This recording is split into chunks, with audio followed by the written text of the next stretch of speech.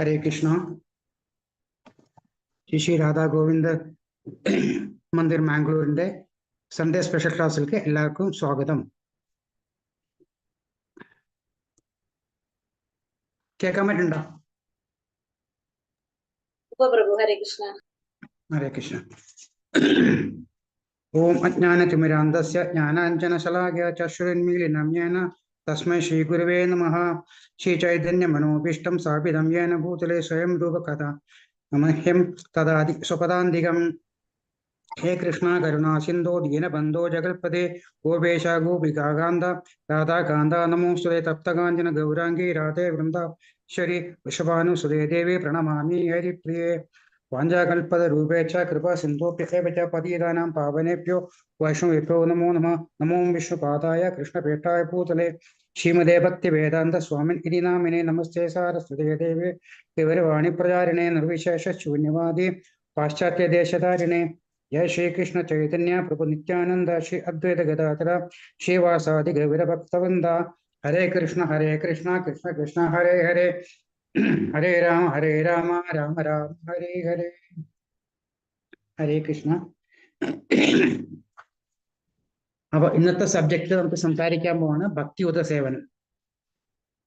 അപ്പൊ ഭക്തി എന്ന് പറഞ്ഞിട്ടുണ്ടെങ്കിൽ നമുക്ക് സാധാരണ നമ്മളിലെ എല്ലാവരും പറയും എന്താണ്, നമ്മുടെ അപ്പുറം ഇപ്പുറമുള്ള ആൾക്കാരെ പറ്റി അയാൾക്ക് എന്തൊരു ഭക്തിയാണല്ലേ, എപ്പം നോക്കിയാലും അമ്പലത്തിൽ പോണ കാണാം അല്ലെ, വഴിപാടുകളും പൂജകളും ചെയ്യണം, അപ്പൊ എന്തൊരു ഭക്തിയ എന്ന് പറയും. പക്ഷെ അതാണോ ശരിയായിട്ടുള്ള ഭക്തി എന്ന് നമുക്കൊന്ന് ചിന്തിക്കുന്നുണ്ട്. ശരിക്കും അതാണോ ശരിയായിട്ടുള്ള ഭക്തി? നമ്മള് കൃഷ്ണാവബോധത്തിൽ ഇരുന്ന് നമ്മൾ നോക്കുമ്പോൾ അതിനെ നമുക്ക് പറയാൻ പറ്റുന്ന ഭൗതിക ഭക്തി എന്നാണ്. അപ്പൊ ഭക്തിയെ നമുക്ക് രണ്ടായിട്ട് തരംതിരിക്കാം. എന്താണ് ഭൗതിക ഭക്തിയും ആത്മീയ ഭക്തിയും? ഭൗതിക ഭക്തി എന്ന് പറഞ്ഞാല് നമ്മൾ ഈ ഭൗതികമായ ശരീരത്തിന് വേണ്ടി സുഖസുഖങ്ങൾക്ക് വേണ്ടി നമ്മൾ ചെയ്യുന്ന കാര്യങ്ങളാണ് ഭൗതിക ഭക്തി എന്ന് പറഞ്ഞാൽ. നമ്മൾ അമ്പലത്തിൽ പോയിട്ട് എന്താ പറയും, എനിക്ക് അത് വേണം ഇത് വേണം മറ്റേത് എന്തെങ്കിലുമൊക്കെ വേണം അല്ലെ, കാറ് വേണം അല്ലെങ്കിൽ മാർക്ക് വേണം, അങ്ങനെ ഇങ്ങനെ പറയുന്ന അതാണ് നമ്മുടെ ഭൗതിക സുഖത്തിന് വേണ്ടി പറയുന്ന കാര്യങ്ങളാണ് നമുക്ക് ഭൗതിക ഭക്തി എന്ന് നമുക്ക് പറയാൻ പറ്റുന്നത്. അതുകൊണ്ട് എന്താ കുഴപ്പമൊന്നുമില്ല. കാരണം ഭൗതിക ഭക്തി നല്ല കാര്യമാണ് ഭൗതിക ലോകത്തിൽ ജീവിക്കാനായിട്ട് അല്ലെ. ഭഗവാൻ തന്നെ പറയുന്നുണ്ട് ദേവി ദേവന്മാരെ ഞാൻ സൃഷ്ടിച്ചിരിക്കുന്നതെന്ന് വെച്ചാൽ ഈ ഭൗതിക ലോകത്തിൽ എൻ്റെ കന്യ ശക്തികളായ ഈ ജീവസത്തകൾക്ക് വേണ്ടിയിട്ടാണ് ഞാൻ ഈ ദേവി ദേവന്മാരെ സൃഷ്ടിച്ചിരിക്കുന്നത്. പക്ഷേ അതുകൊണ്ടുള്ള പ്രശ്നങ്ങൾ എന്താണെന്ന് വെച്ചാൽ നമ്മൾ ഈ ഭൗതിക ലോകത്തിന് വീണ്ടും കടന്ന് അല്ലെ, ഇങ്ങനെ വീണ്ടും ഈ മരണചക്രത്തിലും ഈ അശാശ്വതമായിട്ടുള്ള ഇത് കിടന്ന് ഇങ്ങനെ വീണ്ടും ഭൗതിക ലോകത്തിൽ കിടക്കുക ചെയ്യുന്നത്. നമ്മുടെ എന്താ വെച്ചാൽ നമ്മളത് മറന്നു പോകും. നമ്മളിങ്ങനെ ഓരോരോ പ്രാരാബ്ദങ്ങളും കർമ്മങ്ങളും ചെയ്ത് വീണ്ടും ഈ ഭൗതിക ലോകത്തിൽ തന്നെ ജീവിച്ചു മരിച്ച് ഇങ്ങനെ അശാശ്വതമായിട്ടുള്ള ഈ ദുഃഖാലയത്തിൽ കിടന്നിങ്ങനെ ഇരിക്കുന്നത്. അതാണ് പറയുന്നത് ഭൗതിക ഭക്തി എന്ന് പറയുന്നത്. അപ്പൊ പിന്നെ എന്താണ് ശരിക്കുള്ള ഭക്തി എന്ന് പറഞ്ഞിട്ടുള്ളത്? എന്തുകൊണ്ടാണ് വരുന്നത്? അജ്ഞാനം കൊണ്ടുണ്ടാവുന്നത്. അതായത് എനിക്കൊരു കഥ ഓർമ്മ വരണം, എപ്പോഴും കേട്ടിട്ടുള്ളതാണ്. അതായത് ഒരാൾ അമ്പലത്തിൽ പോയിട്ട് ഉത്സവത്തിന് പോയപ്പോ എന്താ കാണുന്നത്, അവിടെ ഒരു വലിയൊരു ജയന്റ് വീല് കാണുന്നുണ്ട്. ആ ജയന്റ് വീല് കണ്ടപ്പോ അതിന്റെ നടത്തിപ്പുകാരൻ എന്താ പറയാന്ന് വെച്ചാൽ, ഇതിന്റെ മുകളിൽ നോക്ക്, നിങ്ങൾക്ക് ഈ ഗ്രാമം മുഴുവൻ കാണാൻ പറ്റും, എന്തൊരു ഭംഗിയാണെന്ന് പറയുന്നത്. അയാളെ ടിക്കറ്റൊക്കെ എടുത്തിട്ട് അതിൻ്റെ ഉള്ളിൽ കയറി. അങ്ങനെ ജയന്റ് വീൽ ഇങ്ങനെ പതുക്കെ ആൾക്കാരെ കയറ്റിയിട്ട് മുകളിൽ ചെന്ന് കഴിഞ്ഞപ്പോൾ അയാൾക്ക് പറഞ്ഞത് ശരിയാണ്. അയാൾക്ക് ആ ഏരിയ മുഴുവൻ കാണാൻ പറ്റി. ഭയങ്കര പൊക്കത്തിൽ നിന്ന് ഭയങ്കര സന്തോഷത്തോടെ അയാൾ എന്താ വെച്ചാൽ താഴത്തുള്ള അയാളെ കൂട്ടുകാരോടും എല്ലാവർക്കും കൈയൊക്കെ കാണിച്ചിങ്ങനെ ഇരുന്ന് വളരെ സന്തോഷത്തിലിരുന്നു. അങ്ങനെ രണ്ടാമതും കറങ്ങി മുകളിൽ ചെന്നു, അപ്പോഴും ഇതന്നെ അനുഭവം, സന്തോഷം. മൂന്നാമത്തും കറങ്ങിയപ്പോഴും വലിയ കുഴപ്പമൊന്നുമില്ല. അപ്പൊ അത് കഴിഞ്ഞപ്പോ എല്ലാവരും കയറി കഴിഞ്ഞപ്പോൾ ഓപ്പറേറ്റർ എന്ത് ചെയ്തു, പതുക്കനെ അതിന്റെ ഇലക്ട്രിക്കൽ സ്വിച്ച് അങ്ങോട്ട് ഓൺ ആക്കിയപ്പോൾ ഈ ജയന്റ് വീൽ അങ്ങോട്ട് കറങ്ങാൻ തുടങ്ങി. ജയന്റ് വീൽ കറങ്ങിയപ്പോൾ കുറേശ്ശെ സ്പീഡ് കൂടി, മുകളിൽ ചെന്നേ ഒന്നും കാണാൻ പറ്റില്ല. അങ്ങനെ കുറേശ്ശെ സ്പീഡ് കൂടും തോറും അവിടെ ഉണ്ടായിരുന്ന സുഖങ്ങളൊക്കെ പോയി. ഇപ്പൊ എന്താ ചെയ്യുന്നത്, ആകപ്പാട് ഉള്ളിൽ കിടന്ന് വെപ്രാളവും പരവേശവും അല്ലെ, ഛർദ്ദിക്കാൻ വരുന്നു, മനം പുരട്ടണു, ശരീരത്തിൽ സാധനങ്ങളൊക്കെ മുകളിലേക്കും താഴേക്കും പോകണം, ആകപ്പാടൊരു പ്രശ്നം. ഇത് കണ്ടപ്പോൾ എങ്ങനെയെങ്കിലും ഇതിൻ്റെ ഉള്ളിൽ നിന്ന് ചാടി ഇറങ്ങിപ്പോന്ന് പുറത്തേക്ക് വന്നാൽ മതി എന്നുള്ള ഘട്ടത്തിലാണ് ഇപ്പൊ അയാളുടെ ചിന്ത. അതേ ചിന്താഗതിയാണ്. കാരണം അയാൾക്ക് എന്താ പറ്റത്, അജ്ഞാനം കൊണ്ടല്ലേ. അയാൾ അതിനെക്കൊണ്ട് മനസ്സിലാക്കിയില്ല എന്താണ് അതിൻ്റെ ഉള്ളിൽ കയറിയാൽ നടക്കാൻ പോണ സംഭവം. അജ്ഞാനത്തിലാണ് അയാൾക്ക് പറ്റിയത്. അതേപോലെയുള്ള അജ്ഞാനത്തിലാണ് നമ്മളും ഇവിടെ ജീവിക്കുന്നത്. ആ അജ്ഞാനത്തിന്റെ മുകളിലാണ് നമ്മൾ ഈ വീണ്ടും ഈ ജയന്റ് വീലിന്റെ കിടന്നിങ്ങനെ കറങ്ങിക്കൊണ്ടിരിക്കുന്നത്. അതിൽ നിന്ന് മാറാനുള്ള ഒരു വഴി എന്താ, നമുക്ക് ജ്ഞാനം കിട്ടുക എന്നുള്ളതാണ് അല്ലെ. നമ്മളെന്താ പറ്റും, നമ്മളൊക്കെ ഒരു ജോലിക്കാരായിരുന്നു. എന്തായിരുന്നു നമ്മുടെ ജോലി ഉണ്ടായിരുന്നത്? ഗോലോക വൃന്ദാവനത്തിൽ നമ്മളെല്ലാം ഭഗവാന്റെ സേവകരായിരുന്നു. അവിടെ ഭഗവാനെ സേവിച്ച് അവിടെ യാതൊരു കഷ്ടപ്പാടില്ല, ചിന്തയില്ല. അതുപോലെ തന്നെ എന്താണ്, കർമ്മചക്രങ്ങളോ കർമ്മഫലങ്ങളോ ഒന്നുമില്ല. കാരണം ഭഗവാന് വേണ്ടിയിട്ട്, ഭഗവാന്റെ സന്തോഷത്തിന് വേണ്ടി നമ്മൾ ചെയ്തിരുന്ന കാര്യങ്ങളാണ് അവിടെ ഉണ്ടായിരുന്നത്. അങ്ങനെ ഇരിക്കുന്ന സമയത്ത് നമുക്കൊരു സുപ്രഭാതത്തിലാണ് നമുക്ക് ഭൗതിക ലോകത്തിൽ വരണം തോന്നിയത്. അങ്ങനെ ഇവിടെ വന്നിട്ട് ഈ ജയന്റ് വീടിന്റെ ഉള്ളിൽ കിടന്നിട്ട് നമ്മളിങ്ങനെ കറങ്ങിക്കൊണ്ടിരിക്കുന്ന ചക്രത്തിൽ, അല്ലേ? നമ്മളിപ്പോ യുഗയുഗങ്ങളായി കഴിഞ്ഞപ്പോ നമ്മുടെ അസ്തിത്വം എന്താണെന്നോ, നമ്മൾ എവിടെ നിന്നാണെന്നോ, നമ്മൾ എന്താണെന്നുള്ള എല്ലാ കാര്യങ്ങളും മറന്ന് ഈ അജ്ഞാന തലത്തിൽ കിടന്ന് കറങ്ങുക ചെയ്യുന്നത്, അല്ലേ? അപ്പൊ നമ്മൾ ആരാണ് എന്ന് നമ്മൾ ചോദിച്ചു കഴിഞ്ഞാൽ നമ്മൾ എപ്പോഴും പറയുന്നത് നമ്മുടെ ഈ ഭൗതിക ശരീരം, അല്ലേ? ഒരു ശരിക്കും പറഞ്ഞു കഴിഞ്ഞിട്ട് എന്താണ് ഈ ഭൗതിക ശരീരം എന്ന് പറഞ്ഞിട്ടുണ്ട്? അത് ശരിക്കും പറഞ്ഞാൽ ഗ്ലോറിഫൈഡ് ഡസ്റ്റ്ബിൻ ആണ്, അല്ലേ? ഈ ഭൗതിക ശരീരത്തിന് എന്തെങ്കിലും ഒരു വസ്തു പുറത്തേക്ക് വന്ന് നമുക്ക് കൈകൊണ്ട് തൊടാൻ പറ്റില്ല. അപ്പോൾ അതിന് ശരിക്കും പറഞ്ഞ ഒരു ഗ്ലോറിഫൈഡ് ഡസ്റ്റ്ബിൻ ആണ് നമ്മളെ ശരീരം. പിന്നെയോ നമുക്കൊരു വിരൽ അനക്കണം നമുക്ക് തോന്നിക്കഴിഞ്ഞാല്, ഒന്ന് വിരൽ അനക്കാൻ തോന്നിക്കഴിഞ്ഞാൽ അതിന്റെ ചിന്ത ആദ്യം മനസ്സിലുണ്ടായാലേ അത് നമുക്ക് നടക്കാൻ പറ്റുന്നുള്ളൂ. ആ മനസ്സിന് അനങ്ങണമെന്നുണ്ടല്ലോ ആത്മാവിന്റെ സപ്പോർട്ടും എനർജിയും കിട്ടണം. അപ്പൊ ശരിയായി പറഞ്ഞ ഈ ഭൗതിക ശരീരം കൊണ്ടെന്നുള്ള ഒന്നുമില്ല, വെറുതെ ഒരു വേസ്റ്റ് ആണ് അത്, അല്ലെ? കുറെ കർമ്മങ്ങൾ ചെയ്യാൻ വേണ്ടി ഇപ്പൊ നാളികേരം ഉടയ്ക്കാൻ വേണ്ടി വാക്കത്തി ഉപയോഗിക്കുന്നവരിൽ എന്തോ കുറെ കർമ്മങ്ങൾ ചെയ്യാനുള്ള ഒരു ജഡവസ്തു മാത്രമാണ് ഈ ഭൗതിക ശരീരം. ഈ ഭൗതിക ശരീരത്തിനെയാണ് നമ്മൾ ഈ പൂജിച്ചു കൊണ്ടിരിക്കുന്നത്. കാരണം അതിന്റെ കാരണം നമ്മൾ അജ്ഞാനത്തിലായിട്ടുണ്ടാകണം. മനസ്സിലാവുണ്ടോ? അപ്പൊ ഈ അജ്ഞാനത്തിനെ മാറ്റുന്നതിൽ എന്താ വേണ്ടേ? നമ്മള് ഭഗവാൻ എന്താന്ന് അറിയണം, അല്ലേ? ഭഗവാൻ എന്താന്ന് അറിയാൻ നമുക്ക് എന്താ വേണ്ടേ? ആദ്യമായിട്ട് വേണ്ടത് നമ്മൾ ഒരു നല്ലൊരു ഗുരുവിനെ കണ്ടുപിടിക്കാം, ജ്ഞാനിയായ ഗുരു.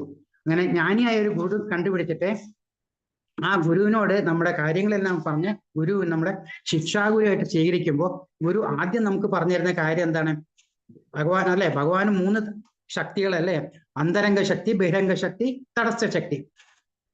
ഭഗവാന്റെ ഒരു സ്ഥലത്ത് ഭൗതിക ശക്തി, അതായത് ബഹിരംഗ ശക്തിയായ ഈ പ്രകൃതി ശക്തിയും മഹാമായും അന്തരംഗ ശക്തിയായ രാധാരാണി ഇരിക്കുന്നു, അല്ലെ? അതിന്റെ നടുക്കാണ് തടസ്സ ശക്തിയായി നമ്മളിരിക്കുന്നത്. നമുക്ക് ഈ ജീവസത്തകൾക്ക് ഭഗവാൻ ഒരു പെർമിഷൻ കൊടുത്തിട്ടുണ്ട്. അതായത് നിങ്ങൾക്ക് എന്താ വേണമെങ്കിൽ നിങ്ങൾക്ക് അത് അക്സെപ്റ്റ് ചെയ്യാന്നുള്ളല്ലേ? 18-ാം അധ്യായത്തിൽ തന്നെ ഭഗവാൻ അർജുനോട് എല്ലാം പറഞ്ഞു കൊടുത്തതിന് ശേഷം അർജുനോട് എന്താ പറഞ്ഞു? അർജുന, ഞാൻ നിനക്ക് എല്ലാ കാര്യങ്ങളും പറഞ്ഞു തന്നു കഴിഞ്ഞു, ഇനി നിനക്ക് വേണ്ടെന്ന് നിങ്ങൾക്ക് തീരുമാനിക്കാന്നുള്ളത്. അതുപോലെ തന്നെ ഭഗവാൻ ഈ ജീവസത്തകൾക്കും അതേമാതിരി പെർമിഷൻ കൊടുത്തിട്ടുണ്ട്. നിങ്ങൾക്ക് എന്താ വേണ്ടേ അത് നിങ്ങൾക്ക് സ്വീകരിക്കാന്ന് പറഞ്ഞിട്ട്. അപ്പൊ നമ്മൾ എന്താ ചെയ്യണേ? നമ്മള് ഈ പ്രപഞ്ചത്തിന്റെ, അല്ലെ, മായയുടെ പിന്നാലെ നടന്ന് നമ്മുടെ അസ്തിത്വം നമ്മൾ മറന്നുപോവാ ചെയ്യണം.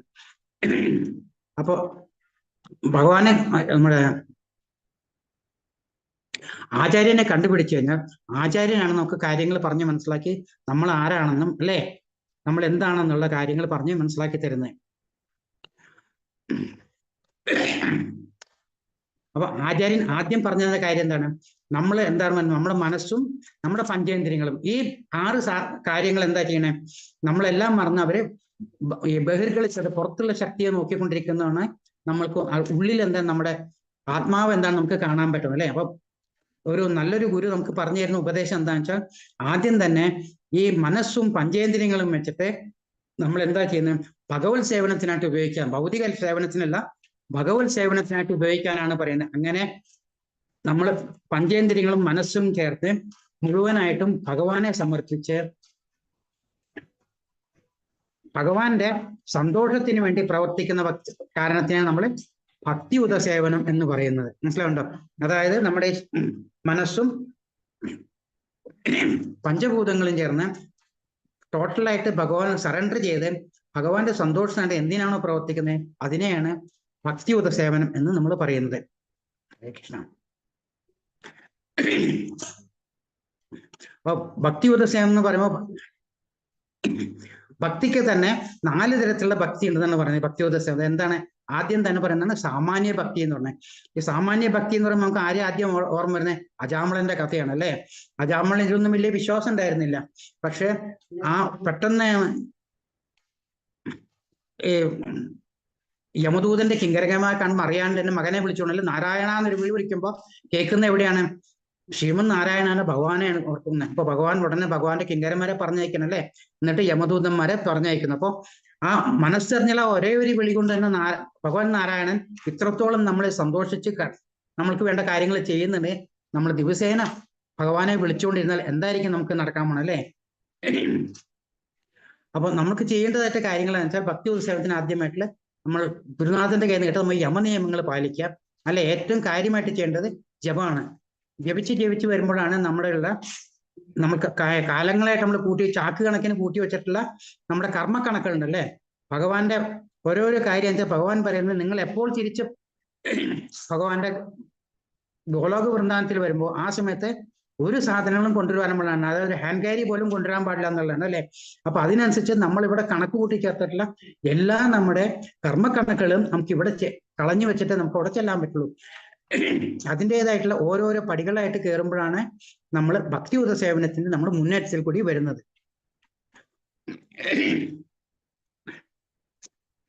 ഭക്തിക്ക് തന്നെ 9 തരത്തിലുള്ള ഭക്തികൾ ഉണ്ടെന്ന് പറയണം അല്ലെ. അതായത്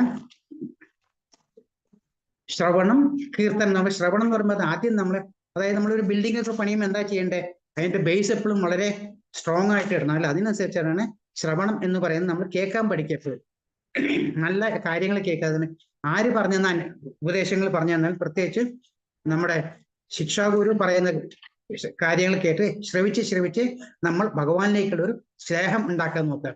അങ്ങനെ അതേ ഗുരുവിനെ തന്നെ നമ്മൾ ദീക്ഷാഗുരുവായിട്ട് എടുക്കുക. ദീക്ഷാഗുരുവായിട്ട് എടുക്കുമ്പോൾ എന്താ ഗുണം വെച്ചാൽ ആ ഗുരുവിൽ കൂടെ ഗുരുവും നമ്മളും ഭഗവാനുമായിട്ടുള്ള ഒരു ഫസ്റ്റ് കണക്ഷൻ നമുക്ക് ഉണ്ടാക്കി തരും. ഇപ്പൊ നമ്മൾ ഏതെങ്കിലും ഒരു പണ്ട് കാലത്ത് ഇങ്ങോട്ട് പോയിട്ട് ഒരു സ്ഥലത്തേക്ക് നമ്മൾ വർഷങ്ങൾക്ക് ശേഷം തിരിച്ചു ചെല്ലുമ്പോൾ ആ സ്ഥലം മുഴുവൻ ടോട്ടലായിട്ട് മാറിയിട്ടുണ്ടാവും അല്ലെ. നമുക്കൊന്നും മനസ്സിലാവില്ല നമ്മൾ എവിടെയായിരുന്നു, എന്തായിരുന്നു, ഏതായിരുന്നു എന്നൊരു കാര്യങ്ങൾ നമുക്ക് മനസ്സിലാവുന്നില്ല. കാരണം ടോട്ടലി ചേഞ്ച് ആയിരിക്കുന്നത്. അതേമാതിരി നമ്മുടെ ഗോലോക വൃന്ദാവനത്തിനെ വിട്ട് ഈ ഭൗതിക ലോകത്തിൽ അവന്റെ യുഗങ്ങളായി, വർഷങ്ങളല്ല യുഗങ്ങളായിട്ടിരിക്കണേ. അപ്പൊ നമുക്ക് അതിനെപ്പറ്റി നമുക്ക് തിരിച്ചു പോകണം. നമുക്ക് അതിനെപ്പറ്റിയുള്ള യാതൊരു ഗന്ധവും നമുക്ക് എങ്ങനെയാണ് തിരിച്ചു പോകുന്നത് അല്ലെ. അപ്പൊ അതിനായിട്ട് ഗുരുനാഥൻ പറയുന്നത് കേട്ട് ഗുരുനാഥന്റെ വഴികൾ കേട്ട് മനസ്സിലാക്കുമ്പോഴാണ് നമ്മൾ ഭക്തിയിലെ പടിപടിയായിട്ട് ഉയർന്നു പോയി ആ ഭഗവാൻ എവിടെയാണോ ഭഗവത് തലത്തേക്ക് കയറാനായിട്ടുള്ള ആ കാര്യങ്ങൾ നമുക്ക് മനസ്സിലാക്കാൻ സാധിക്കണം. അപ്പൊ ഏറ്റവും ആദ്യമായിട്ട് നമുക്ക് വേണ്ടതാണ് ശ്രവണം എന്നത്. ബി എ ഗുഡ് ലിസണർ എന്ന് എപ്പോഴും എല്ലാവരും പറഞ്ഞ് ശ്രവണം എന്നുള്ളതാണ് എന്റെ ബേസിക് ആയിട്ടുള്ള കാര്യങ്ങൾ. ശ്രവണം കഴിഞ്ഞാൽ പിന്നെന്താ കീർത്തനം. കീർത്തനം നമ്മൾ കേട്ട് കാര്യങ്ങൾ, അത് ഭഗവാനെ പറ്റി കേട്ടുള്ള കാര്യങ്ങൾ നമ്മൾ അറിയുന്നത് നമുക്ക് വേറെ ആൾക്ക് പറഞ്ഞു കൊടുക്കാൻ പറ്റുള്ളൂ അല്ലെ. അപ്പോ ശ്രവണം കഴിഞ്ഞാൽ കീർത്തനം. കീർത്തനം എന്ന് വെച്ചാൽ നാമം ചൊല്ലിയത് മാത്രമല്ല, കഥകളായിട്ടും നാമങ്ങളായിട്ടും കാര്യങ്ങളായിട്ടും നമുക്ക് മറ്റുള്ളവർക്ക് പറഞ്ഞു കൊടുക്കാൻ നമ്മൾ കീർത്തനം ജപിച്ചുകൊണ്ടിരിക്കുക അല്ലെ. നമ്മൾ ജപമാലകൾ ചെയ്തുകൊണ്ടിരിക്കുക.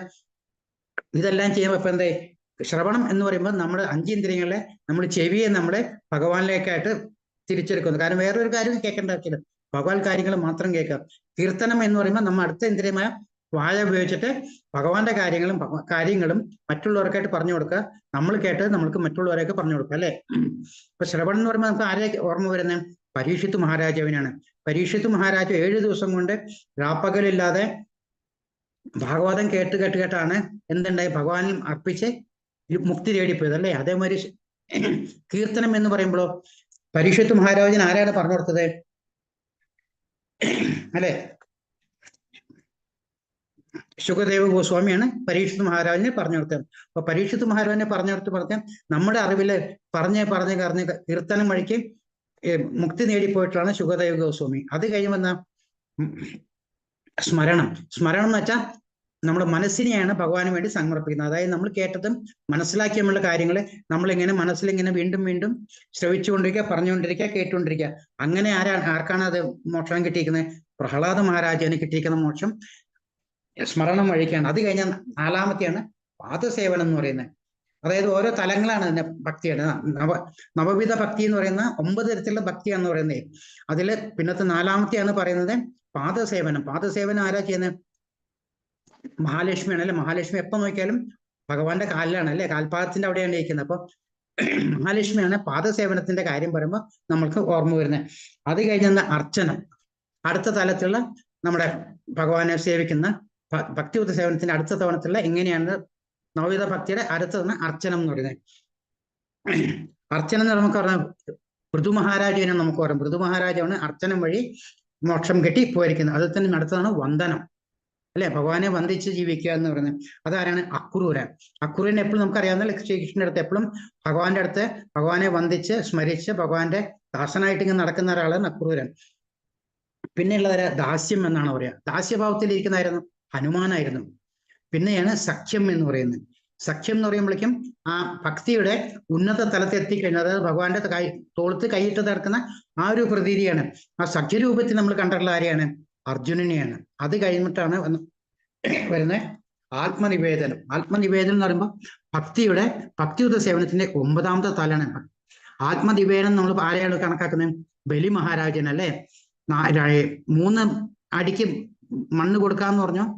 2 കാൽപ്പാട് വെച്ചപ്പോഴേക്കും ഈ പാതാളം, ഭൂമിയും, സ്വർഗലോകം എല്ലാം അളന്നു കഴിഞ്ഞാൽ ഇനി ഞാൻ എവിടെ കാല് വയ്ക്കുന്നു നിൽക്കുമ്പോ സ്വയം തന്നെ അർപ്പിച്ചിട്ടാണ് ബലി മഹാരാജ് ഇരിക്കുന്നത് അല്ലെ. ആത്മസമർപ്പണം. അപ്പോ ആ ഒരു തലത്തിലേക്ക് എത്തുക എന്ന് പറയുമ്പോഴേക്കും അത് വർഷങ്ങളോ കാലങ്ങളോ പിടിക്കുന്നുള്ളതാണ്. പക്ഷേ നമ്മൾ എന്താ കണ്ടേ? നമ്മൾ കണ്ടു ശ്രവണതലത്തിലും കീർത്തന തലത്തിലും ഒക്കെ ആൾക്കാർക്ക് മോക്ഷപ്രാപ്തി കിട്ടിപ്പോയിട്ടുണ്ട് അല്ലെ. അപ്പൊ ഭക്തിയുടെ നവവിധത്തില് ഓരോ സ്റ്റെപ്പായിട്ട് കയറിക്കൊണ്ടിരിക്കാനായിട്ട് നമ്മള് ഗുരുനാഥന്റെ ശിക്ഷണ ജീവിതത്തിന് പഠിക്കുക എന്നുള്ള പറയുന്നത്. ഈ ഭക്തിയുടെ കാര്യം പറയുമ്പോൾ ഭക്തിയെ ഇത് നമ്മൾ ആദ്യം കണ്ടത് 9 തരത്തിലെ ഭക്തിയാണ്. ഇതേ തന്നെ ഭക്തിക്ക് 9 സ്റ്റെപ്സ് ഉണ്ടെന്ന് പറയും കയറി പോകാനായിട്ട്. അത് പെട്ടെന്ന് കയറുന്നില്ല, ഓരോ തലമായിട്ട് കയറി പോകാൻ പറ്റും. എങ്ങനെയാത്? ശ്രദ്ധ എന്ന് പറയും ആദ്യത്തെ കാര്യം. അതായത് നമ്മള് ഇപ്പൊ ശ്രവണം ഉണ്ട്, കീർത്തനം ഉണ്ട് അല്ലെ. ശ്രവണം എന്ന് പറയുമ്പോൾ ആരെങ്കിലും പറയുന്നത് നമ്മൾ ശ്രദ്ധിച്ച് കേൾക്കുക എന്നുള്ളതാണ്. അപ്പൊ അങ്ങനെ ശ്രവണ തലത്തിലിരിക്കുന്ന ആൾക്ക് ഏറ്റവും വേണ്ട ആവശ്യമുള്ളതാണ് ശ്രദ്ധയോടുകൂടി നമ്മൾ കേൾക്കുക എന്നുള്ളതാണ്. മനസ്സിലുണ്ടോ? അതാണ് നമ്മുടെ ഓരോ പടി കയറി പോകാനുള്ള ശ്രദ്ധ എന്ന് പറയുന്നത്. ശ്രദ്ധിച്ചു കഴിഞ്ഞാൽ പിന്നെ എന്താ? സാധുസംഘം എന്ന് വെക്കുന്നതില് നല്ല നല്ല ആൾക്കാരുടെ കൂട്ടുണ്ടാവുക. കാരണം അതിൽ കൂടെ തന്നെ നമുക്ക് ഭക്തി നമ്മളൊന്നും നല്ല നല്ല കാര്യങ്ങൾ കാണാൻ പറ്റും അല്ലെ. ഇപ്പൊ നാമഹട്ടയിലും അവിടെയൊക്കെ പോയിട്ടുണ്ടെങ്കിൽ നമുക്ക് നല്ല നല്ല കാര്യം ഗുരുനാഥൻ പറഞ്ഞിട്ട് അതിന്റെ കൂടെ പലവരും പല കാര്യങ്ങളും പറഞ്ഞു, പല സ്ഥലത്തു നിന്ന് കേട്ടുള്ള കാര്യങ്ങൾ പറയും. നമ്മൾ അവിടുത്തെ അറ്റ്മോസ്ഫിയർ നമുക്ക് അറിയാൻ പറ്റും.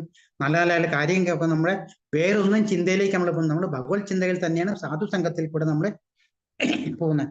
സാധുസംഘം എന്ന ഭജനക്രിയ എന്നാണ് പറയുന്നത്. അടുത്ത സ്റ്റെപ്പായിട്ട് പറഞ്ഞത് ഭജനക്രിയ. നമ്മൾ ആദ്യം പറഞ്ഞിട്ടുള്ള മാതിരി കീർത്തനം ഒക്കെ ചെയ്ത് കാര്യങ്ങളൊക്കെ ചെയ്ത് പൂജാദികളൊക്കെ ചെയ്ത് ഭഗവാന്റെ അപ്പൊ ഇങ്ങനെ ഓരോ തലം കഴിയുമ്പോൾ നമ്മൾ പറയുമ്പോൾ പറഞ്ഞു പോകുന്നുണ്ടെങ്കിലും അത് ഓരോ തലത്തിലിരുന്ന് അവിടെ വേരുറച്ച് അതിൽ നിന്നും ഭഗവാനെ മനസ്സിലാക്കി ഭഗവാന് നമ്മൾ മനസ്സും ശരീരവും എല്ലാ ഇന്ദ്രിയങ്ങളും അർപ്പിച്ച് ഓരോരോ പടികൾ. അല്ലെങ്കിൽ എന്താ ചെയ്യുന്നത്? പടി തെറ്റി വഴിക്ക് വീഴുന്ന ചാൻസ് ഉണ്ട് അല്ലേ. നമ്മൾ കയറിപ്പോകുന്ന തരത്തിൽ താഴോട്ട് വീഴുന്നതാണ് പറയുന്നത്. ഭക്തിയുടെ കാര്യം പറയുമ്പോഴാണ് ഭക്തിയുടെ ആൾക്കാരെ നമുക്ക് 3 തരമായിട്ട് പറയുന്നത്. എന്താണ്? കനിഷ്ഠാധികാരി, മധ്യമാധികാരി, ഉത്തമാധികാരി എന്ന് പറയുന്നുണ്ട് 3ആയിട്ട് ഭക്തിയുടെ തലത്തിൽ പറയുമ്പോൾ. അപ്പൊ കനിഷ്ഠാധികാരി എന്ന് പറയുമ്പോൾ അതിപ്പോ ഭക്തിയിലേക്ക് വന്നിട്ടുള്ളൂ. അതായത് എന്തൊക്കെയോ അറിയാം, മനസ്സിലാവുണ്ട്, പക്ഷെ മുഴുവനായിട്ടുള്ള ആ ഒരു വിശ്വാസമോ കാര്യങ്ങളോ അവിടെ വരുന്നില്ല. അത് കഴിഞ്ഞിട്ട് പിന്നെ ക്രമേണ നമ്മൾ ഓരോ കാര്യങ്ങളും ചെയ്ത് ഭഗവത് സത്യങ്ങളും എല്ലാം ചെയ്ത് വരുമ്പോഴാണ് മധ്യമാധികാരി എന്ന് പറയുന്നത്. മധ്യമാധികാരി എന്ന് പറയുമ്പോൾ അതായത് കനിഷ്ഠാധികാരി നമ്മളെ ഒരു തമോ ഗുണമായിട്ടുള്ള ആളെ പറയുകയാണെങ്കിൽ മധ്യമാധികാരി നമുക്കൊരു രജോ ഗുണധാരിയായിട്ടുള്ള ഒരാളായിട്ട് നമുക്ക് ഉപമിക്കാൻ പറ്റും. അതായത് എല്ലാ കാര്യങ്ങളും അറിയാം. ഇപ്പൊ നമ്മൾ ഒരു തർക്കിക്കണം, ഭഗവാനെ പറ്റി ആരെങ്കിലും ചോദിച്ചാൽ പറഞ്ഞു കൊടുക്കാൻ സാധിക്കും. അങ്ങനെ എല്ലാ ഗുണങ്ങളുണ്ടെങ്കിലും എല്ലാ ജീവസത്തകളെയും ഒരേമാതിരി കാണാനുള്ള ആ മനസ്സിൽ ഇപ്പോഴും ഇത് വന്നിട്ടില്ല എന്നുള്ളതാണ്. മനസ്സിലുണ്ടോ? അതിനെയാണ് മധ്യമാധികാരി എന്ന് പറയുന്നത്. അങ്ങനത്തെവരെന്താണ്? ചിലപ്പോൾ പടിപടികൾ കയറി വരുമ്പോൾ ചിലപ്പോൾ അറിയാതെ സ്ലിപ്പ് ചെയ്ത് വീണ്ടും കനിഷ്ഠാധികാരികൾക്ക് പോകാനുള്ള ചാൻസസ് ഉണ്ട്. അതാണ് പറയുന്നത്, ശ്രദ്ധ വേണം. ഓരോ കാര്യങ്ങൾ ചെയ്യുമ്പോൾ ശ്രദ്ധിച്ചും വളരെ കോൺസെൻട്രേഷൻ ആയിട്ടും കാര്യങ്ങൾ ചെയ്ത് മുന്നേറുക എന്ന് പറയുന്നത്. മധ്യമാധികാരിയിൽ നിന്നും പിന്നീട് കയറുന്നതാണ് ഉത്തമാധികാരി എന്ന് പറയുന്നത്. ഉത്തമാധികാരി എന്ന് പറയുമ്പോൾ എന്താണ്? അവർക്ക് എത്ര നല്ല കാര്യം വന്നാലും ചീത്ത കാര്യമല്ല എന്ത് വന്നാലും പ്രപഞ്ചത്തിൽ നടന്നാലും അതിലൊന്നും എന്നെ ബാധിക്കുന്നില്ല എന്നുള്ള ഒരു ആ കൺസെപ്റ്റേറ്റിക്ക് വരികയും ചെയ്യുന്നത്. അപ്പൊ അവർക്ക് എല്ലാ ജീവസത്തകളെയും കണ്ടാലും എല്ലാം സമചിത്തയാണ്. കാരണം എല്ലാം ഭഗവാന്റെ ആ ജീവാത്മാവുകളാണ് എന്നുള്ള ആ ഒരു തലത്തിലേക്ക് എത്തുന്നതാണ്. അങ്ങനെ 3 തലത്തിലേക്ക് വരുമ്പോൾ ഓരോരോ നമ്മൾ എത്രത്തോളം ശ്രദ്ധിച്ചാണോ, എത്രത്തോളം നമ്മുടെ കൂട്ടുകെട്ടുകൾ നമ്മുടെ ചുറ്റുപാടുകളുണ്ടോ അതനുസരിച്ചാണ് നമ്മുടെ കാര്യത്തിൽ ഭക്തിയിൽ നമുക്ക് മുന്നേറാൻ പറ്റും. കാരണം ഭക്തിയുടെ ഒരു കാര്യം മാത്രം ഒരു ചെറിയൊരു ചാഞ്ചല്യം വരുമ്പോൾ വീണ്ടും നമ്മൾ തിരിച്ചു പഴയതിലേക്ക് പോകാനുള്ള ചാൻസസ് ഉണ്ട് അല്ലേ. നമുക്ക് തന്നെ പല ഉദാഹരണങ്ങൾ നമുക്ക് അറിയാവുന്നതാണ്. അത് കഴിഞ്ഞിട്ടുള്ളതാണ് ഭജനക്രിയ അനർത്ഥ നിവൃത്തി എന്ന് പറയുന്നത്. അനർത്ഥ നിവൃത്തി എന്ന് പറയുമ്പോൾ നല്ലതൊക്കെ സ്വീകരിക്കാനും വേണ്ടാത്തൊക്കെ തിരസിച്ച് കളയാനുള്ള ആ ഒരു തലത്തിലേക്കാണ് നമ്മൾ എത്തുന്നത്. കാരണം നമുക്ക് വേണ്ടത് മാത്രം നമ്മൾ സ്വീകരിക്കാം, നമുക്ക് ത്യജിക്കാൻ പഠിക്കാം. പല കാര്യങ്ങളും നമുക്ക് ആവശ്യമില്ലാത്തതുണ്ട് അല്ലേ. അപ്പൊ അതൊക്കെ വേണ്ടാന്ന് വെച്ചിട്ട് നമ്മൾക്ക് ആവശ്യമുള്ള കാര്യങ്ങൾ മാത്രം എടുക്കുക. അതായത് ഏതാണ്? ഭഗവത് സേവനമായിട്ടുള്ള കാര്യങ്ങൾ മാത്രം എടുക്കുക എന്നുള്ളതാണ് വരുന്നത് അനർത്ഥ നിവൃത്തി എന്ന അടുത്ത സ്റ്റെപ്പിലേക്ക് നമ്മൾ കയറുന്നു. അത് കഴിയുമ്പോൾ നമുക്ക് നിഷ്ഠ എന്ന് പറയുന്നത്, അതായത് നമുക്ക് ജീവിതത്തിലെ ഒരു ചിട്ടയും അടുക്കൊക്കെ വരണം. കാരണം നമ്മൾ ഭഗവാനോട് ചെയ്യുന്ന കാര്യം നാമം ചെല്ലുന്ന കാലത്തിനിട്ടു നമ്മൾ ജപം ചെയ്യേണ്ട കാര്യങ്ങളല്ലേ, ജപം ചെയ്യുക. അത് കഴിഞ്ഞല്ലേ ഭഗവാന്റെ പൂജകർമാദികൾ ചെയ്യുക, അല്ലെ, ഭോഗ് വെക്കേണ്ട കാര്യങ്ങൾ. അങ്ങനെ ഓരോരോ ജീവിതത്തിലൊരു ചിട്ടയും ഒക്കെ ചിട്ടവട്ടങ്ങളും നമുക്ക് വരുന്നത് ഇതെല്ലാം കഴിയുമ്പോൾ. കാരണം നമുക്കറിയാം നമുക്ക് ഇന്ന കാര്യങ്ങൾക്ക് ആവശ്യമില്ല, ഇതൊക്കെ നമുക്ക് വേണം. അങ്ങനെയുള്ള ആ ചിട്ട വരുമ്പോൾ ജീവിതത്തിൽ ഒരു ചിട്ട വരുന്നതോടുകൂടി നമുക്ക് എന്താണ് ഭഗവാനോടുള്ള ഒരു അഭിരുചി കൂടുക ചെയ്യുന്നത്, ആസക്തി. കാരണം നമ്മൾ വേറെ ഒന്നും ചെയ്യുന്നില്ല, നമ്മൾക്ക് ആവശ്യമുള്ളത് മാത്രം എടുത്താൽ മതി, അല്ലെ. നമുക്ക് ജീവിതത്തിൽ ചിട്ടകൾ വരുമ്പോൾ നമുക്ക് കിട്ടുന്നതാണ് അഭിരുചി. അതായത് ആരോടും ഭഗവാനോടുള്ള ഒരു അഭിരുചിയാണ് നമ്മൾക്ക് അതിൽ നിന്ന് കിട്ടുന്നത്. ഈ അഭിരുചി വരുമ്പോൾ പിന്നെ ആസക്തി ആരോട്? ഭഗവാനോട്. എല്ലാം ഭഗവാനോട് വരുന്നത്, ഭഗവാനോടുള്ള ആസക്തി വരെ ചെയ്യുന്നത്. അതായത് ഭഗവാന്റെ പാട്ടുകൾ കേൾക്കണം, ഭഗവാന്റെ കാര്യങ്ങൾ കേൾക്കണം, ഭഗവാനുള്ള കാര്യം കാരണം അത് മാത്രം നമുക്ക് മാത്രം മതി. അല്ല വേറൊന്നും നമുക്കതിൽ നമുക്ക് ഒരു ഇൻട്രസ്റ്റ് വരുന്നില്ല നമുക്കതില്. അത് കഴിയുമ്പോഴാണ് ഭാവഭക്തി എന്ന് പറയുന്നത്. അതായത് ഭഗവാനോടുള്ള ആസക്തിയുടെ അടുത്ത ലെവൽ. മൂന്നാമത്തെ ഏറ്റവും അവസാനത്തെ ലെവലാണ് പ്രേമഭക്തി എന്ന് പറയുമ്പോൾ ഭഗവാനും നമ്മളും ഒരു വ്യത്യാസമുള്ളത്. ഭഗവാനിൽ നമ്മൾ പ്രേമാധികത്തിൽ കയറി വരുന്നത്. അതായത് ഭക്തിക്ക് 4 തരം ഉണ്ട്. അതായത് സാമാന്യ ഭക്തി, നമ്മൾ ആദ്യം നമ്മുടെ കാര്യം സാമാന്യ ഭക്തി. അത് കഴിഞ്ഞാൽ സാധനാ ഭക്തി എന്ന് പറയുന്നത് സാധനയിൽ കൂടെ ഭക്തിയിൽ കൂടെ ഉയർന്നു വരുന്നത്. അത് കഴിഞ്ഞ് 4-ാമത്തെ തരത്തിന് ഭാവഭക്തി എന്ന് പറഞ്ഞാൽ ഇതിനെല്ലാത്തിന്റെ ഉള്ളിലും പിന്നെ ഉൾപ്പിരിവുകളുണ്ട്. ഭാവഭക്തി എന്ന് പറഞ്ഞാൽ ഭാവഭക്തി കഴിയുമ്പോഴാണ് നമുക്ക് പ്രേമഭക്തി എന്ന് പറയുന്നത്. അതായത് ഭഗവാന്റെ കൃഷ്ണാകർഷണ എന്ന് പറയുന്നത് ഭഗവാന്റെ ഏറ്റവും ആ ഭഗവാന് നമ്മളോടുള്ള സ്നേഹം കൂടിക്കൂടി വരുന്നത്.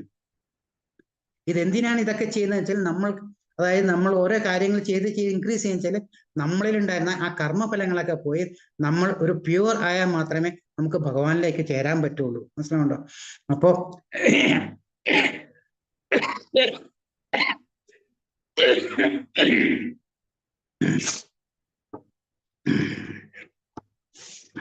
ഈ സാധനാഭക്തിയിൽ പറഞ്ഞാൽ അതിൽ തന്നെ 5 തരം കാര്യങ്ങളാണ് നമ്മൾ ചെയ്യുന്നത്. അതായത് ആദ്യത്താണ് മൂർത്തി ആരാധന. അപ്പൊ നമ്മൾ വീട്ടിലൊരു ചെറിയൊരു അമ്പലം ഉണ്ടാക്കി കഴിഞ്ഞാൽ നമ്മൾ എന്താണ് അവിടെ ഭഗവാനെ പ്രതിഷ്ഠിച്ച് അത് നമുക്ക് നിഷ്ഠ ഉണ്ടായി എന്ന് പറയുന്നില്ലേ, ശ്രദ്ധ സാധുസംഘം കഴിഞ്ഞ് നമുക്ക് നിഷ്ഠ വരുന്നു എന്ന് പറയുമ്പോൾ നമ്മൾ വീട്ടിലൊരു അമ്പലം വെച്ച് ആ അമ്പലത്തിൽ നമ്മൾ വിഗ്രഹാരാധന ചെയ്യുന്നു. അതായത് ഭഗവാനെ ഡെയിലി പൂജിച്ച് നമുക്ക് ഭഗവാനോടുള്ള ഒരു ഇഷ്ടം കൂടുന്നു.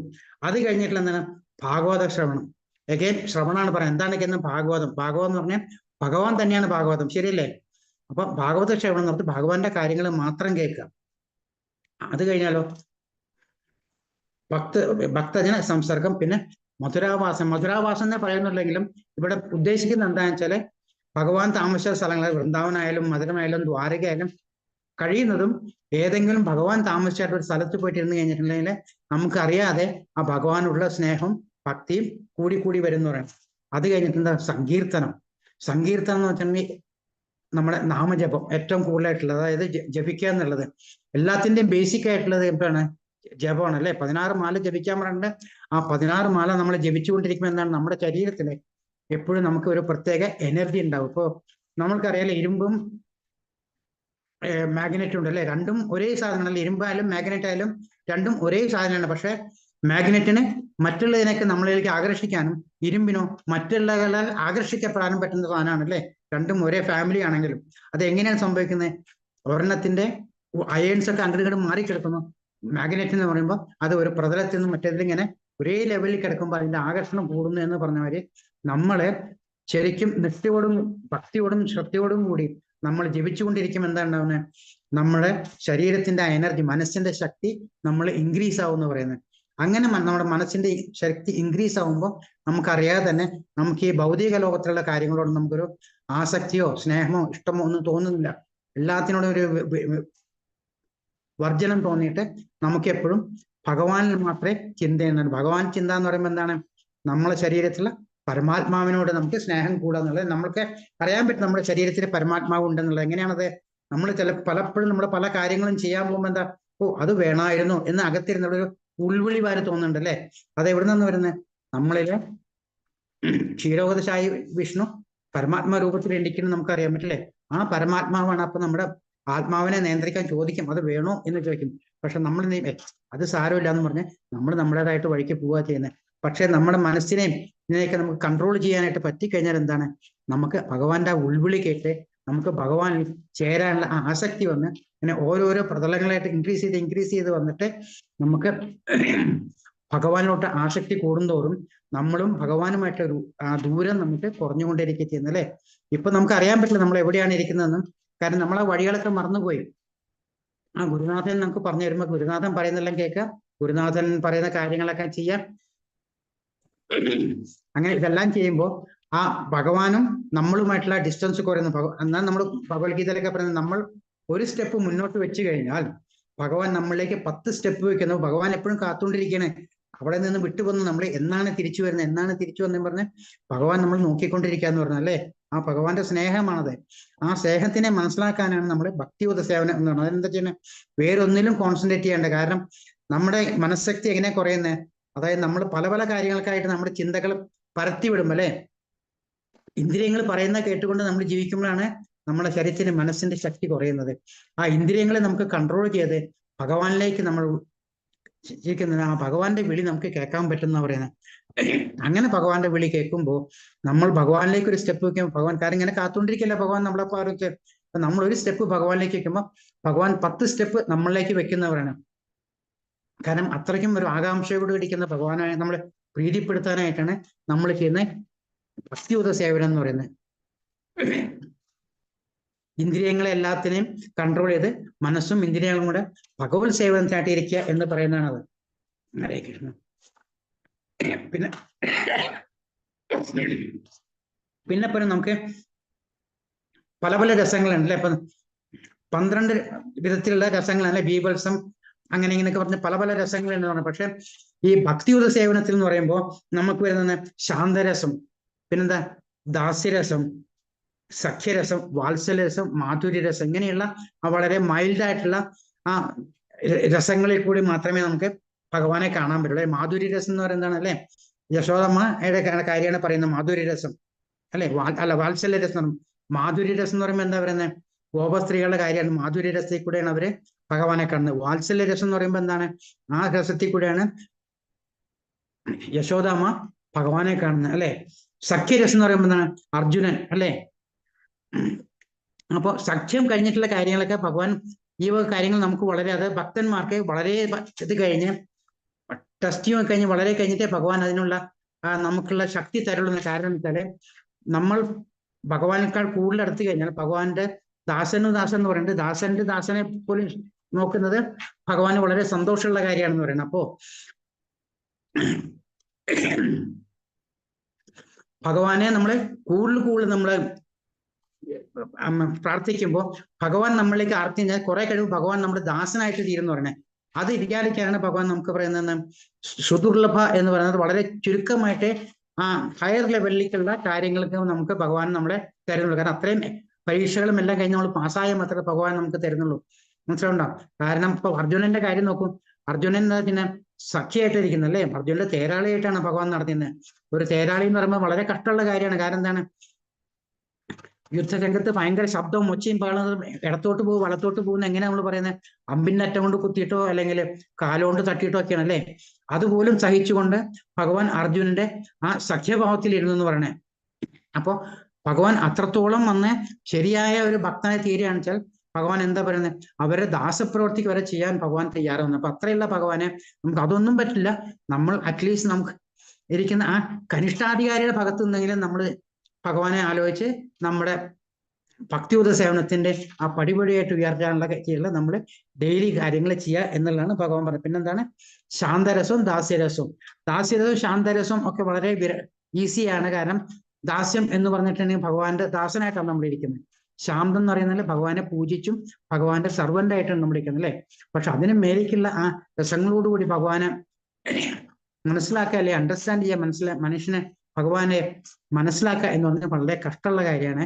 മനസ്സിലാണോ? അതിനെ ഗുരുനാഥന്റെ കണ്ടുപിടിച്ച് ഗുരുനാഥൻ പറയുന്നത് മനസ്സിലാക്കി ഇതേ പറഞ്ഞിട്ടുള്ള ഓരോ പടിപടിയായിട്ടുള്ള കയറാനുള്ള കാര്യങ്ങൾ നമ്മൾ ശ്രദ്ധിച്ച് മുന്നോട്ട് പോയിട്ട് പല വിധത്തിലെ ഈ നവവിധ ഭക്തി കൂടെ ഭഗവാന്റെ ആ പാരമ്യത്തിലേക്ക് നേരാനായിട്ട് നമ്മൾ ശ്രമിച്ചു കൊണ്ടിരിക്കുന്നതാണ് ഭക്തിയുത സേവനത്തിൽ എല്ലാവരും നമ്മളോട് പറഞ്ഞു തരുന്നത്.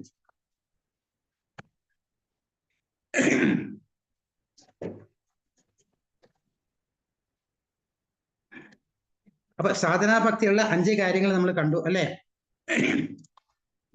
വിഗ്രഹാരാധന, മധുരാഭാസം എന്നൊക്കെ പറഞ്ഞിട്ട്.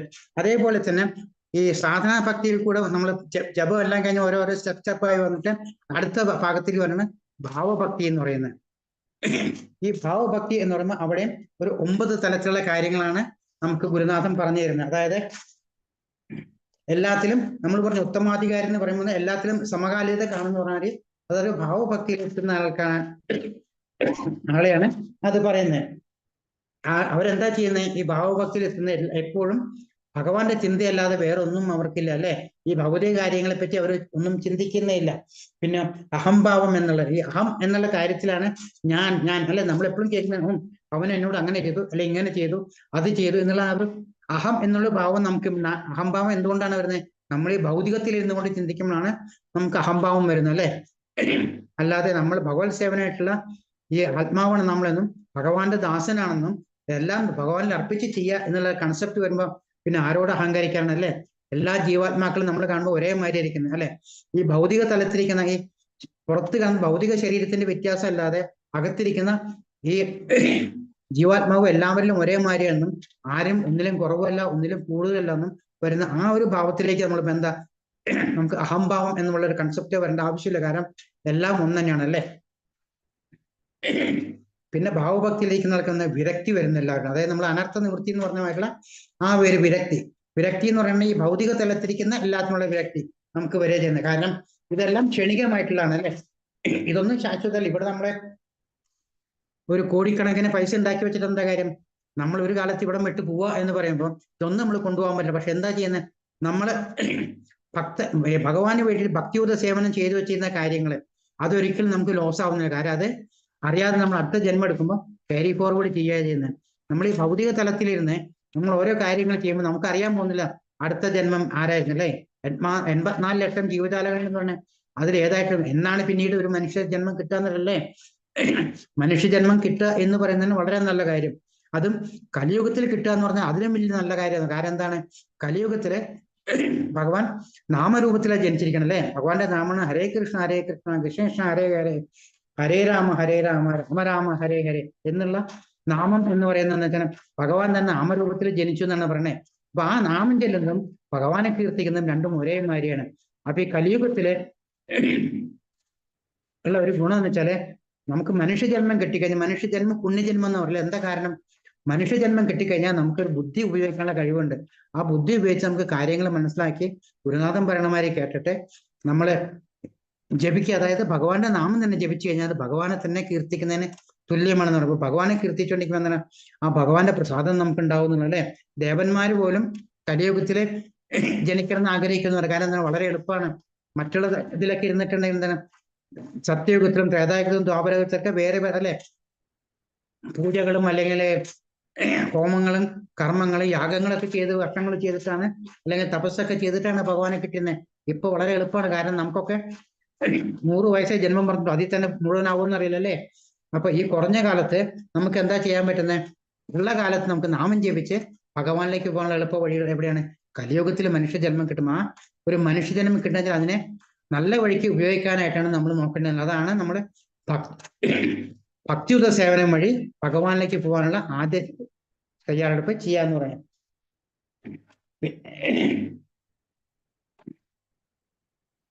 പിന്നെന്താണ്? പിന്നെ പറഞ്ഞാൽ ഭഗവാൻ കൃഷ്ണൻ എപ്പോഴും നമ്മളോട് കരുണ കാണിക്കും എന്നുള്ള ആ ഒരു കൺസെപ്റ്റ് നമുക്ക് വേണമെന്ന് പറഞ്ഞു. കാരണം എന്നുള്ളെങ്കിൽ ആ മനസ്സിലാ ചിന്ത ഒരു ദൃഢത ഉണ്ടെങ്കിൽ തന്നെ അറിയാതെ തന്നെ നമുക്ക് അട്രാക്ഷൻ നമ്മളിലേക്ക് ഉണ്ടാവുന്നവർ അല്ലേ. അതിനാണ് നമ്മൾ പറയുന്നത് നമ്മൾ ജപിച്ച് നമ്മുടെ മനസ്ശക്തിയെ കൂട്ടിക്കഴിഞ്ഞാൽ നമ്മുടെ ആ മനസ്സിലുള്ള ചിന്ത നമുക്ക് കൈവരുന്ന പറയണേ. മനസ്സിലാവുണ്ടോ? കാരണം നമ്മൾ ഒരേ ഒരു കാര്യത്തിൽ തന്നെ ചിന്തിച്ച് ഓരോ ഒരു കാര്യം മാത്രം ചിന്തിച്ച് ഒരേ ഒരു കാരണത്തിന് വേണ്ടി മാത്രം നമ്മൾ എപ്പോഴും ജപിച്ചു കൊടുക്കും. മനസ്സിൽ ചിന്തിക്കുക 24 മണിക്കൂറും ഇരിക്കുമ്പോഴും കിടക്കുമ്പോഴും അല്ലെ. എപ്പോഴും നമ്മൾ ഭഗവാന്റെ നാമം ജപിച്ചുകൊണ്ടിരിക്കുക. വീട്ടില് ഭക്ഷണം ഉണ്ടാക്കുമ്പോൾ അപ്പോഴും ഭഗവാന്റെ നാമം ജപിച്ചുകൊണ്ട് നമ്മൾ ഭക്ഷണം ഉണ്ടാക്കുക അല്ലെ. അത് തന്നെ ഭഗവാന് വേണ്ടി പിന്നെ ഭക്ഷണം ഉണ്ടാക്കി കഴിഞ്ഞാൽ അതും ഭഗവാന് ഭോഗമായിട്ട് വെച്ചിട്ട് അതും ഭക്ഷണം കഴിക്കുക. അപ്പൊ എല്ലാ കാര്യത്തിലും ഭഗവാന്റെ ചിന്ത മാത്രം ഉള്ള ഒരു കൺസെപ്റ്റ് നമ്മൾ ഉള്ളിലേക്ക് കൊണ്ടുവരാന്നാണ് ഭാവഭക്തിയിൽ പറയുന്നത്. പിന്നെ എപ്പോഴും ഭഗവാന്റെ കാര്യങ്ങൾ മാത്രം സംസാരിച്ചുകൊണ്ടിരിക്കുക, ഭാവഭക്തിക്കാര് എപ്പോഴും ഭഗവാന്റെ കാര്യങ്ങൾ മാത്രം ജപിക്കുക, ഭഗവാന്റെ കഥകൾ മാത്രം കേൾക്കുക, ഭഗവാന്റെ കാര്യങ്ങൾ മാത്രം പറയാന്നുള്ള. അങ്ങനെ ഇരിക്കുമ്പോൾ എന്താണ്, നമുക്ക് എപ്പോഴും ഭഗവാനോടുള്ള അടുപ്പം കൂടിക്കൊണ്ടിരിക്കും. എപ്പോഴും ഭഗവാനെ അല്ലെ, എപ്പോഴും നമ്മൾ ഒരേ കാര്യം തന്നെ ചിന്തിച്ച് ചെയ്തിരിക്കുന്നത് വെച്ചാൽ നമുക്ക് എപ്പോഴും അറിയാം, ആ മനസ്സിൽ ആ ചിന്ത ഇങ്ങനെ വന്നിരിക്കുമ്പോൾ നമ്മൾ തന്നെ അറിയാമെന്നൊക്കെ അതിനുള്ളൊരു ആസക്തി കൂടും, ഒരു ശക്തി കൂടും അല്ലെ. അപ്പൊ ഓട്ടോമാറ്റിക് ആയിട്ട് നമുക്കും അതിന്റെ ഫലം കിട്ടുന്നതാണ്. അപ്പൊ ഇതെല്ലാം ഭഗവാന്റെ ഭക്തിയുടെ 4ാമത്തെ തലത്തിലെ ഭാവഭക്തിയിൽ ചെയ്യുന്ന കാര്യങ്ങളാണ് പറഞ്ഞത്. എല്ലാത്തിലും ചെയ്യുന്ന ഒന്ന് തന്നെ, പക്ഷെ അതിൻ്റെതായ ആ തീഷ്ണത കൂടിക്കൊണ്ടിരിക്കുന്നു. ഇപ്പൊ സാമാന്യ ഭക്തിയിലും ചെയ്തത് ഭഗവാനെ വിളിച്ചതാണ് അല്ലെ. സാധനാ ഭക്തി വരുമ്പോഴും ഭഗവാനെ സാധന ചെയ്തുകൊണ്ടും ഭഗവാനോടുള്ള ആസക്തി കൂട്ടിയും ഇങ്ങനെ ഓരോ കാര്യങ്ങൾ ചെയ്തുകൊണ്ടിരിക്കാൻ ഭഗവത് ധാമത്തിൽ ഇപ്പോ ആ അതേ ആസക്തി തന്നെ ഇങ്ങനെ ഓരോന്നായിട്ട് ഇങ്ങനെ ഇൻക്രീസ് ചെയ്യുന്നുണ്ട്. കാര്യം നമ്മൾ അതായത് പഞ്ചസാര ചേർത്ത് ഇങ്ങനെ മധുരം കൂട്ടുന്ന മാതിരി ഓരോ സ്റ്റെപ്പ് വരുമ്പോഴും അതിൻ്റെതായ മാധുര്യം കൂട്ടിക്കൊണ്ടിരിക്കും. എന്താ, ഭഗവാനോടുള്ള ആസക്തി, ഭഗവാനോടുള്ള സ്നേഹം, ഭഗവാനോടുള്ള ആ ഈഗർനെസ് നമുക്ക് കൂടിക്കൊണ്ടിരിക്കുക ചെയ്യുന്ന ഭഗവാനെ കിട്ടാനുള്ള. അങ്ങനെ വരുമ്പോൾ നമ്മൾ ഭക്തിയായിട്ട് പറയുന്നത് ഭഗവാൻ തന്നെ പറയാൻ 2 ഭക്തന്മാരാണ് ഏറ്റവും കുറവ്. അതാണ് സഖ്യഭക്തിയിലും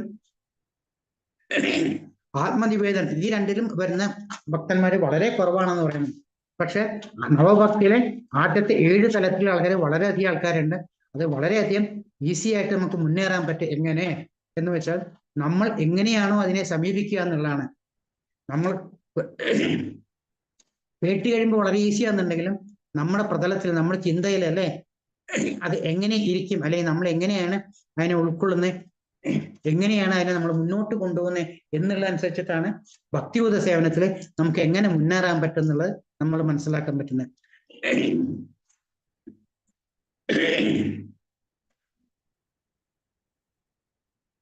4ാമത്തെ ഭക്തി എന്ന് പറയുന്നത് പ്രേമഭക്തി എന്ന് പറയുന്നത്. അതാണ് ഏറ്റവും ഉന്നത തലത്തിൽ ഇരിക്കുന്നത്. അതായത് ഭഗവാനെ കൃഷ്ണാകർഷണം, അതായത് ഭഗവാന്റെ ആകർഷണം മുഴുവൻ വരുന്നത്. പക്ഷെ അത് ഏറ്റവും ഉന്നത തലത്തിലേക്ക് പോകുന്ന ഒരു ഇതാണ്. അതിലേക്കുള്ളത് പടിപടിയായിട്ട് നമ്മൾ ഓരോന്ന് കയറി വരുന്നിട്ട് അവസാന ഭാഗത്തിൽ വരുമ്പോൾ ആ ഭഗവാന്റെ സ്നേഹം നമ്മളിലേക്ക് വരുമ്പോൾ അല്ലെ നമുക്ക് എന്താ കിട്ടുന്നത്, മുക്തി കിട്ടുന്നു അല്ലെ. 5 തരം മുക്തി എന്നാണ് പറയുന്ന ആൾക്കാര്. എന്തൊക്കെയാ പറയുന്നത്? സാരൂപ്യം, സാലോക്യം, സായുജ്യം, സാമീപ്യം അല്ലെ. അങ്ങനെ 4 ഭക്തി. 5ാമതൊരു ഭക്തിയുണ്ട്. പക്ഷെ സായുജ്യത്തില് ഈ സാരൂപ്യം, സായുജ്യം, സാലോക്യം, സാമീപ്യം, അതായത് ഭഗവാന്റെ അടുത്ത്, ഭഗവാനോട് കൂടി, ഭഗവാന്റെ ലോകത്തില്, ഭഗവാന്റെ രൂപത്തിൽ എന്നുള്ള കർച്ച. 5ാമത്തെ എന്ന് പറഞ്ഞാൽ ഭഗവാന്റെ ഐശ്വര്യം എന്ന് പറയുന്നത്. അത് ഇതിൽ കണക്കാക്കുന്നില്ല, ഇത് നമുക്ക് മുക്തി നേടാനായിട്ട്. പക്ഷേ ഈ പ്രേമഭക്തിയിൽ വരുന്ന ആൾക്കാർ പറയുന്നത് ഞങ്ങൾക്ക് മുക്തിയെ വേണ്ടെന്ന് പറയുന്നത്. കാരണം എന്താ കാരണം അല്ലെ, നമുക്കൊക്കെ നമ്മൾ എന്തിനാ ചെയ്യുന്നത്, ഭഗവാനിക്ക് മുക്തി വേണം എന്ന് പറഞ്ഞാൽ നമ്മൾ ഓരോന്ന് ചെയ്യുന്നത്. പക്ഷെ പ്രേമഭക്തിയിൽ കയറിയിരിക്കുന്ന ആളെന്താ പറയുന്നത്, അവര് പറയുന്നത് ഞങ്ങൾക്ക് ഈ മുക്തിയെ വേണ്ട. എന്നാ കാരണം, മുക്തി കിട്ടിയാൽ ഭഗവാന്റെ അടുത്തെത്തും അല്ലെ, ശരിയാണ്. പക്ഷെ ഞങ്ങൾക്ക് എന്നും ഭഗവാന്റെ നാമം ജപിച്ച്, ഭഗവാന്റെ കാര്യങ്ങൾ കേട്ട്, ഭഗവാന്റെ കഥകൾ കേട്ട്, ഭഗവാനെ നമ്മൾ ദാസ്യവൃത്തി ചെയ്താൽ മതി എന്നുള്ളതാണ് ഏറ്റവും ആ പ്രേമഭക്തിയിൽ എത്തുന്ന ആൾക്കാരെ പറയുന്നത്. അപ്പോൾ ഇത്രയും അതിന്റെ പാരമ്യത്തിൽ എത്തിക്കഴിഞ്ഞിട്ടുള്ള ആൾക്കാരാണ്. അതൊക്കെ വളരെ കുറച്ച് കപിലപ്പുഴ ആൾക്കാർ, വളരെ കുറച്ച് ആൾക്കാരെ അവിടെ എത്തുന്നുള്ളൂ. കാരണം എന്താണ്, അവര് പറയുന്നത് ഞങ്ങൾക്ക് ഈ സായുജ്യം എന്ന് പറയുന്നത് മുക്തി എന്നല്ല ഞങ്ങൾക്ക് വേണ്ടത്, ഞങ്ങൾക്ക് ഭഗവാനെ കണ്ടുകൊണ്ടിരിക്കണം, ഭഗവാന്റെ നാമം കേട്ടുകൊണ്ടിരിക്കണം, ഭഗവാന്റെ കാര്യങ്ങൾ കേൾക്കണം, എപ്പോഴും ഭഗവാനിൽ തന്നെ മനസ്സുറപ്പിച്ച് ഭഗവാനെ കണ്ടുകൊണ്ടിരിക്കുന്നുള്ള ആ കൺസെപ്റ്റിലേക്ക് എത്തുന്നതാണ് ഈ ഭക്തിയുത സേവനത്തിന് ഏറ്റവും പാരമ്യതയിൽ എത്തുന്ന ആൾക്കാർ വരുന്നത് അല്ലെ. അപ്പൊ നമ്മളൊക്കെ എവിടെയാണ്, നമ്മളൊക്കെ എപ്പോഴും സ്റ്റാർട്ടിങ്ങിലായിട്ടുള്ളൂ അല്ലെ. നമ്മൾക്ക് ഇനിയും പല സ്റ്റെപ്പുകളും കയറി മുകളിലോട്ട് എത്താനുണ്ട്. അപ്പൊ നമ്മൾ എന്താ ചെയ്യേണ്ടത്, ഗുരുനാഥന്റെ പറഞ്ഞ കാര്യങ്ങൾ കേട്ട് നമ്മൾക്ക് എന്താണ് ചെയ്യേണ്ടത്, നമ്മളിപ്പോ കിടക്കുന്ന ഭഗവാന്റെ ബഹിരംഗ ശക്തിയിലല്ലേ, ആ ബഹിരംഗ ശക്തിയിൽ നിന്നും അന്തരംഗ ശക്തിയിലേക്ക് എങ്ങനെ കടക്കാം എന്നുള്ള ആ ചിന്താഗതിയിൽ എത്തിയിട്ടുള്ളൂ നമ്മളൊക്കെ. എന്നാൽ ഞാൻ എൻ്റെ കാര്യം പറഞ്ഞേ, നമ്മളതിൽ എത്തിയിട്ടുള്ളൂ അല്ലേ. 2ന്റെയും കൂടി നമുക്ക് സങ്കല്പത്തിൽ എടുക്കാൻ പറ്റും. വലിയൊരു പുഴ അല്ലെങ്കിൽ ഒരു കായലുണ്ടെന്നുള്ളത്. ഒരു കായൽക്കരയിൽ നിൽക്കുന്ന ആരാണ്, ബഹിരംഗ ശക്തി. മറ്റേ കായൽക്കരയിൽ നിൽക്കുന്ന അന്തരംഗ ശക്തിയാകുമ്പോൾ ഈ കായൽ എങ്ങനെ കിടക്കുന്നുള്ളതല്ലേ, കായലിന്റെ ഉള്ളിൽ കൂടെ പോകുന്ന അത്രയും ആഴ്ചകളിലാണ്. അത് കടന്നു പോകണമെന്നുണ്ടെങ്കിൽ ഈ തോണി കയറ്റി നമ്മളെ മറ്റ് സൈഡിലേക്ക് എത്തിക്കുക എന്നുള്ളതാണ് നമ്മുടെ ഗുരുനാഥന്റെ കടമ. അപ്പൊ ആ ഗുരുനാഥനെ ആണ് ഏറ്റവും ബേസിക് ആയിട്ടുള്ള ഇതിന്റെ ഭക്തിയുത സേവനത്തിന് അല്ലെ, നമ്മുടെ പഞ്ചേന്ദ്രിയങ്ങളും മനസ്സിനെയും നിയന്ത്രിച്ച് നമ്മൾക്ക് ആ പുഴ കടക്കാൻ ഒരു തോണിയായിട്ടുള്ള ജ്ഞാനത്തിൽ കൂടി നമ്മളെ ഒരു തോണിക്കാരനായിട്ട് നമ്മുടെ ഗുരുനാഥൻ നമ്മളെ എങ്ങനെ കൊണ്ടുപോകും എന്നുള്ളത് നമുക്ക് മനസ്സിലാക്കുക.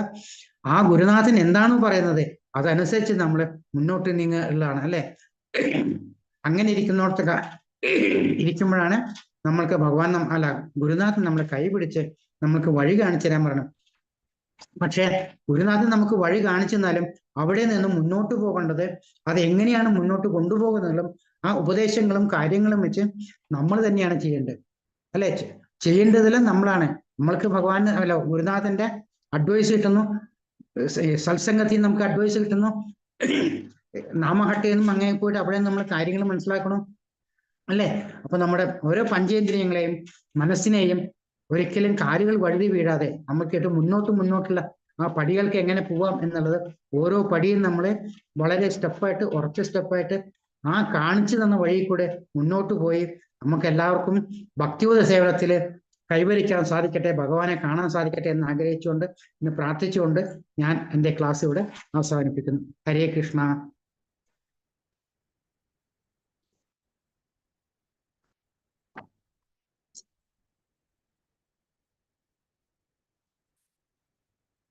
ഹരേ കൃഷ്ണ. ആർക്കെങ്കിലും എന്തെങ്കിലും ക്വസ്റ്റ്യൻ ഉണ്ടോ? എനിക്കറിയാം വളരെ സ്പീഡിലാണ് പോയത്, കാരണം ഇത് വലിയൊരു സബ്ജക്റ്റ് ആണ്. ഭക്തിരസാമൃത സിന്ധുവിലെ 19 അധ്യായത്തിലാണ് ഇത് എഴുതിയിരിക്കുന്നത്, മനസ്സിലുണ്ടോ? അത് ശരിക്കുള്ള ക്ലാസ് ഒക്കെ എടുക്കുന്ന 1.5 മാസമൊക്കെ എടുത്തിട്ടാണ്. അതിനെ ഞാൻ അവിടുന്ന് ഇവിടുന്നൊക്കെ എടുത്തിട്ട് അത്യാവശ്യമുള്ള കാര്യങ്ങൾ മാത്രം വളരെ സ്പീഡിൽ പറഞ്ഞു പോയതാണ് കേട്ടോ. ആർക്കെങ്കിലും എന്തെങ്കിലും സംശയം ചോദിക്കാനാണെങ്കിൽ പറയാം. ഞാനത് യൂട്യൂബ് ഓഫ് ചെയ്തോട്ടെ. ഹരേ കൃഷ്ണ. ഹരേ കൃഷ്ണ പ്രഭുജി, വളരെ നന്നായിട്ട് പറഞ്ഞു തന്ന പ്രഭുജി. ഇത്ര വയ്യാണ്ടിരുന്നിട്ടും കൂടി പ്രഭുജി ഇത്ര നന്നായിട്ട് ക്ലാസ് എടുത്തല്ലോ. ഹരേ കൃഷ്ണ. ഹരേ കൃഷ്ണ മാതാജി. ഹരേ കൃഷ്ണ. വളരെ സന്തോഷം പ്രഭുജി. ക്ഷമയൊക്കെ നന്നായിട്ട് വേഗം അസുഖമൊക്കെ നന്നായിട്ട് മാറട്ടെ. ഹരേ കൃഷ്ണ. ഹരേ കൃഷ്ണ.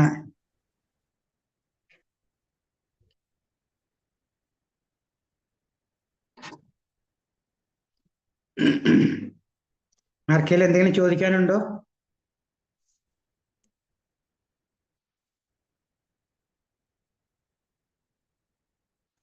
ഒന്നുമില്ല.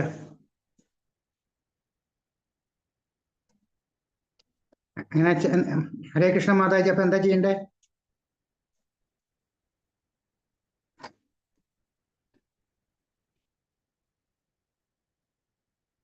ഹലോ, പറഞ്ഞോളൂ മാതാജി. ഹരേ കൃഷ്ണ. ഹരേ കൃഷ്ണ. നമുക്കിനി ക്വസ്റ്റ്യൻസ് ഒന്നും ഇല്ലെങ്കിൽ ക്ലാസ് ക്ലോസ് ചെയ്യാം പ്രഭുജി. ഹരേ കൃഷ്ണ. ലൈവ് ഓഫ് ചെയ്തോളൂ. അതെങ്ങനെയാ, എനിക്കൊരു പിടിയില്ല മാതാജി.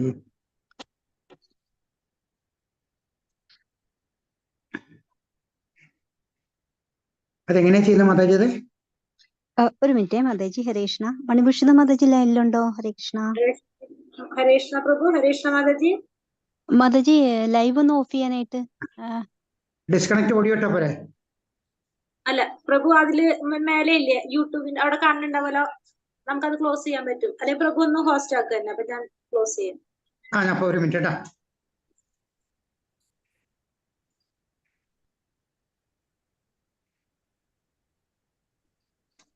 അതിനെ ക്ലാസ് ക്ലോസ് ചെയ്താലും മതി. ഇല്ല മാതാജി ഹോസ്റ്റ് ആക്കി